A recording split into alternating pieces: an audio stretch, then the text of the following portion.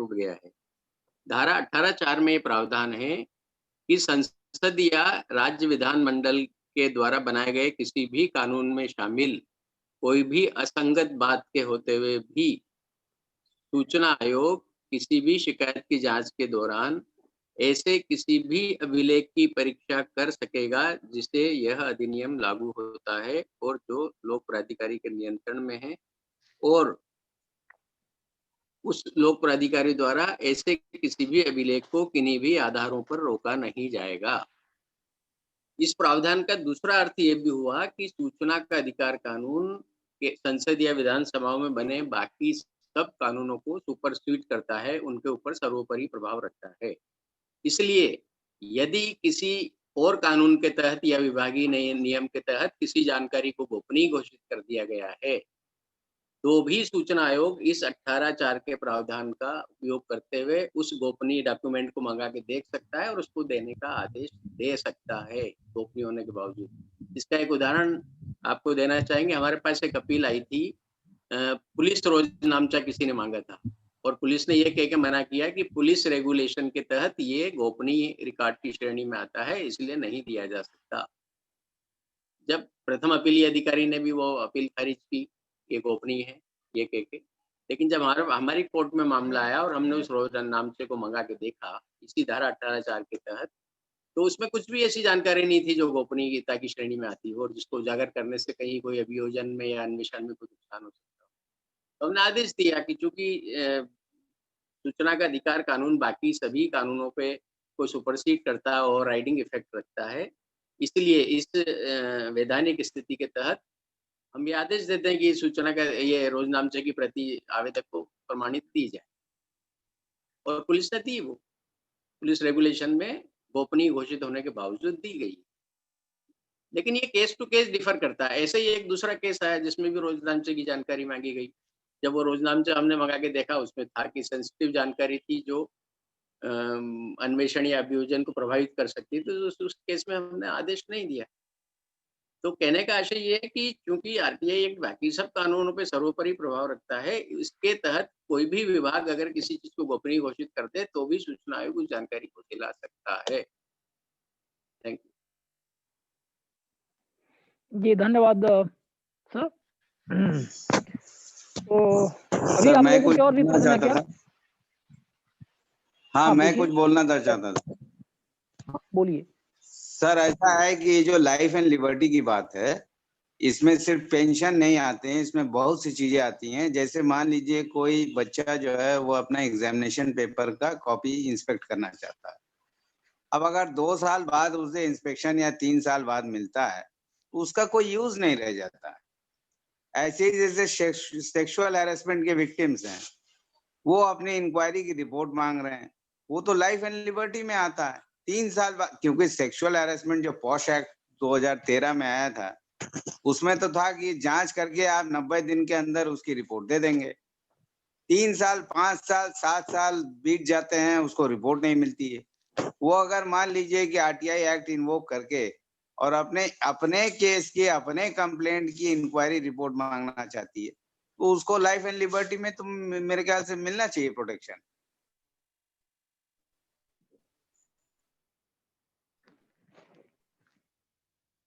बिल्कुल मिलना चाहिए, क्यों नहीं मिलना चाहिए।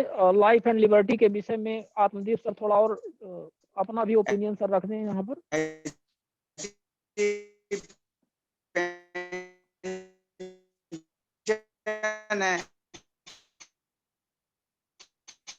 आपकी आवाज चैन जी, आपकी आवाज साफ नहीं आ रही है। सुप्रीम कोर्ट ने कितने पेंशन से रिलेटेड कोई भी इंफॉर्मेशन होगा तो वो लाइफ एंड लिबर्टी में माना जाएगा। मैंने उस ऑर्डर का रेफरेंस देके मैंने सेकंड अपील किया, but the second appellate authority वो उससे सहमत नहीं है कि ये पेंशन जो है वो लाइफ एंड लिबर्टी में आता है। तो अब इसके लिए क्या मतलब क्या रेमेडी क्या है बताइए? रेमेडी तो मतलब कुछ दिखाई नहीं दे रहा है। अब ये कहना है कि भाई आप इसके लिए हाई कोर्ट जाइए, हाई कोर्ट से मैंडेमस लेके आइए कमीशन के लिए, ये तो एक्ट का पर्पस नहीं था। एक्ट का तो पर्पस ये था कि ज्यादा से ज्यादा सूचना आप स्वतः डिस्क्लोज करेंगे, और अगर नहीं है तो ऑन डिमांड तो कम से कम देंगे। कितने समय पहले आपने आरटीआई लगाई थी 48 आवर वाली लाइफ एंड लिबर्टी मैं की? आपको मेरा पर्सनल केस बता रहा हूँ। मेरे माताजी को एक बैंक से पेंशन मिलती थी। पेंशन का नहीं, मैं ये रिवाइज पूछ रहा पीपीओ, मैं नहीं, वो सब ठीक है, मैं समझ मैं गया। आपको वही बता आपने रहा हूँ कि पेंशन का रिवाइज पीपीओ मैं खुद बैंक में दे के आया। साल भर तक उसका एरियर जब नहीं मिला तो मैंने लाइफ एंड लिबर्टी में आरटीआई फाइल किया। 48 आवर्स की रिक्वेस्ट थी, 1 महीने में भी सूचना नहीं मिली। फर्स्ट अपील किया, नहीं मिली कोई सूचना। सेकंड अपील में मेरे माताजी की तरफ से ये प्रेयर की गई कमीशन को कि आप इसकी प्रायोरिटी हियरिंग कीजिए, क्योंकि मैं ऑलरेडी 85 इयर्स की हूँ और अगर ये देर से सूचना मिली तो शायद मेरे ये किसी काम की नहीं रहेगी। अनफॉर्चुनेटली मेरे माताजी के गुजर जाने के 1 साल बाद कमीशन की हियरिंग हुई और उसके बाद कमीशन ने जो डायरेक्शन दिया उसकी भी कंप्लायंस बैंक ने नहीं की। अब मैंने नॉन कंप्लायंस की कंप्लेंट की है, वो भी 6 महीने से पेंडिंग है। अब आप मुझे बताइए, आप इंफॉर्मेशन किसको दोगे? आप जो पेंशनर है, जो बेनिफिशियरी है, वो तो दुनिया में रहा ही नहीं। तो ये तो एक्ट का बिल्कुल खुलेआम मजाक हो गया ये तो। बिल्कुल। आत्मदीप सर, कृपया इसमें इनका मार्गदर्शन आप करें अपने हिसाब से, जो भी उचित। देखिए, जैसा अभी तक दुनिया भर में निजता को पूरी तरह परिभाषित नहीं किया जा सका है अभी तक कि निजता में ठीक यही चीजें आती है, इसके अलावा कुछ नहीं। ऐसा कोई परिभाषा अभी तक तय नहीं हो सकी किसी भी फोरम पे। इसी तरह का मामला ये है धारा 7(1) के तहत व्यक्ति के जीवन या स्वतंत्रता से संबंधित क्या-क्या जानकारी है, इसको भी ठीक से पूरी तरह परिभाषित नहीं किया जा सकता है। कुछ अंशों में किया जा सकता है या काफी हद तक किया जा सकता है, लेकिन तो ये गुण दोष पे निर्भर करता है कि आप जो जानकारी मांग रहे हैं उसकी अविलंब उपलब्धता की उपयोगिता या प्रासंगिकता कितनी है, ये केस टू केस डिफर करता है। तो आपको सूचना आयोग के सामने अपने सारे तर्क रखने चाहिए थे, शायद आपने रखे भी होंगे। फिर भी न्याय नहीं मिला तो आगे कानूनी लड़ाई लड़ने के अलावा हमारे पास कोई विकल्प नहीं। ये बात सही है सर आपकी। और एक चीज सर मैं आप लोगों के संज्ञान में और बात लाना चाहता हूँ कि अक्सर ये देखने को मिलता है कि पब्लिक अथॉरिटीज जो है बहुत लिटिगेंट हैं। सीआईसी का कोई भी ऑर्डर आता है, अगर वो पब्लिक उसके अथॉरिटी के खिलाफ है या सीपीआईओ को पेनल्टी इम्पोज हुई है, तो at the cost of public fund वो हाई कोर्ट में चले जाते हैं और हाई कोर्ट बहुत लिबरली उस पर स्टे ग्रांट कर देता है। इस चीज को भी हमको सर रोकने की जरूरत है, अदरवाइज सीआईसी के ऑर्डर की कोई वैल्यू नहीं रह जाती, क्योंकि अगर पब्लिक अथॉरिटी के पास तो अथाह पैसा है और उसमें जो एप्लीकेंट होता है आरटीआई एप्लीकेंट, वो रिस्पोंडेंट बनता है, उसके पास इतनी क्षमता नहीं होती है कि वो उससे लड़ सके। ऐसे मामले में तो शायद कोर्ट में भी आपत्ति दर्ज कराई जा सकती है कि ये सरकारी खर्चे पे ये केस लड़ रहे हैं, जबकि सूचना आयोग जिनको भी दंडित करता है वो व्यक्तिगत हैसियत से करता है। वो पर्सनल कैपेसिटी में उनको जो भी पेनल्टी लगेगी इन पे वो देनी होती है। अगर वो लेकिन इसके खिलाफ सरकारी खर्चे पे लड़ते हैं या सरकारी खजाने से पेनल्टी या कुछ भी जमा कराते हैं तो इसके अगेंस्ट शिकायत की जा सकती है। ये इलीगल है, नहीं होना चाहिए। हाँ जी तो सर। व्यक्तिगत हैसियत में ही मुकदमा लड़ना पड़ेगा जिसको भी दंडित किया गया। ठीक सर, धन्यवाद। दूसरी चीज जो फिर वही बात घूम के आ जाती है कि आप वो लीगल नोटिस वाला आप लोग तरीका अपनाइए। देखिए, हम लोग अपने से ज्यादा दिमाग वहां पर न लगाएं जहां ज्यादा नहीं लग पा रही है। उन दिमागों से काम करें जो हमसे ज्यादा मैच्योर्ड हैं, जो ज्यादा परफेक्ट हैं, और वो लीगल नोटिस का कॉन्सेप्ट बेहतर है। उससे बेहतर ये होगा कि सभी सूचना आयोग 45 डेज में अपीलों का निराकरण करने के लिए बाध्य होंगे। तो चाहे वो लाइफ एंड लिबर्टी का मामला हो या चाहे जो भी हो, उसको गंभीरता से लेंगे। तो आप सभी लोग जितने भी कार्यकर्ता हैं पूरे देश में, हर प्रदेश में जहां भी हैं, आप लोग इस बात को गंभीरता से लेकर के लीगल नोटिस तैयार करके अपने अपने सूचना आयोगों को भेजिए।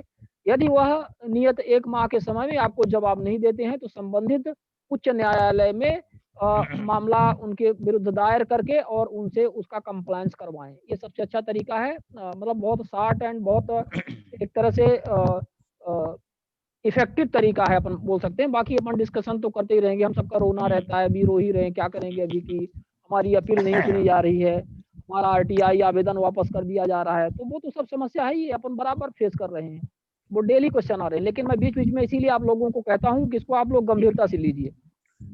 तो हमें लगता है कि अभी काफी समय भी हो गया है, लगभग 1:20 के आसपास। मैं बताना चाहूंगा सर, एक सवाल अंत में एक बात बताना चाहूंगा प्राइवेसी और पर्सनल के ऊपर में, एकदम सरल सी बात है जी।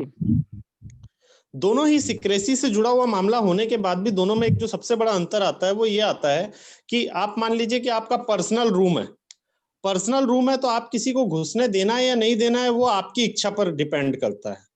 और प्राइवेसी एक ऐसी चीज है कि अगर आप कहीं पे हैं तो वो सारी चीज आपकी नहीं है। पर्सनल मतलब वो आपकी संपत्ति नहीं है, आपको बता के जाना पड़ेगा कि मैं बाथरूम जा रहा हूं।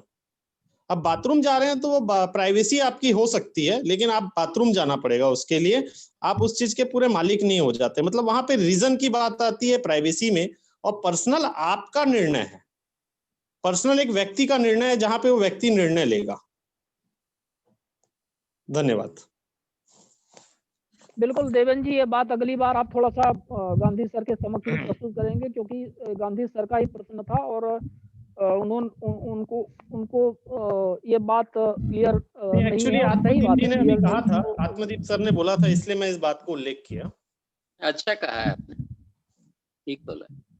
नहीं ठीक है आपका पॉइंट, बिल्कुल। तो सर के सामने भी आप उनके समक्ष भी ये बात रखेंगे तो अच्छा रहेगा, क्योंकि उनका भी बहुत दिनों से डाउट था कि हम इसको एक क्या इसका डिफरेंस है प्राइवेसी और पर्सनल में। तो प्राइवेसी की डेफिनेशन और सही भी है, मतलब बहुत सारी चीजें क्लियर नहीं हो पाती हैं, बहुत स्पेसिफिक इंग्लिश का ट्रांसलेशन उस तरह से नहीं हो पाता है, लॉस्ट इन ट्रांसलेशन, आप जानते हैं बहुत सारी चीजें ट्रांसलेशन में ही गुम हो जाती हैं। तो भी प्राइवेसी का क्या हिंदी है, कैसे उसको करेंगे, वो थोड़ा सा समझना लैंग्वेज वाइज अलग अलग होता है। तो आप लोगों का बहुत बहुत शुक्रिया, धन्यवाद। एक सवाल मेरा सर, एक सवाल सर, एक मिनट सर। हाँ कदरी जी, चलिए अंतिम सवाल आपका जल्दी पूरा कहना ये सर, एक मिनट सर, लगभग 1 साल पहले सर एक Lokpal reserve bank of India Bihar को मैंने एक आवेदन दिया था सर, सुन रहे हैं सर? हाँ सुन रहे हैं। एक आवेदन दिए थे Lokpal reserve bank of India Bihar को, वो 1 साल पहले सर, लेकिन उस पर कोई कार्रवाई नहीं हुई सर। तो क्या हम इस पर आरटीआई के माध्यम से पूछ सकते हैं सर कि इस पर आज तक क्या कार्रवाई हुई, उसकी मुझको सर्टिफाइड कॉपी दी जाए? बिल्कुल, हमें लगता है कि हम सब ये जनरली करते हैं, हम शिकायत करते हैं और एक हफ्ते बाद ही आरटीआई लगा देते हैं कि हमारे शिकायत का जांच प्रतिवेदन क्या है। लोकपाल पे लगा सकते हैं ना, लोकपाल रिजर्व बैंक? हाँ बिल्कुल लगा सकते हैं, हाँ बिल्कुल लगा सकते हैं, वहाँ भी पीआईओ पब्लिक अथॉरिटी है, पीआईओ वहाँ बैठते होंगे, बिल्कुल लगा सकते हैं आप। चलिए शुक्रिया। पर क्या कार्यवाही हुई है, क्या कार्यवाही हुई है, ये शब्द आप उपयोग मत करिएगा। ये पहली बात तो आपकी साल भर जांच नहीं हुई है और ऊपर से वो साल भर आपकी आरटीआई के जवाब देने में लगा दें, क्या शब्द मत लगाइएगा। उनसे कहिएगा कि हमने इस दिनांक को जो आवेदन दिया था आपके यहाँ, शिकायत की थी, उस पर हुई समग्र कार्यवाही का प्रमाणित प्रतिवेदन, जांच प्रतिवेदन और ये सारी चीजें आप मांग लीजिएगा। क्या कार्यवाही हुई, क्या शब्द मत लगाइएगा, क्वेश्चन मार्क ना होना चाहिए, बहुत स्मार्ट लोग होते हैं।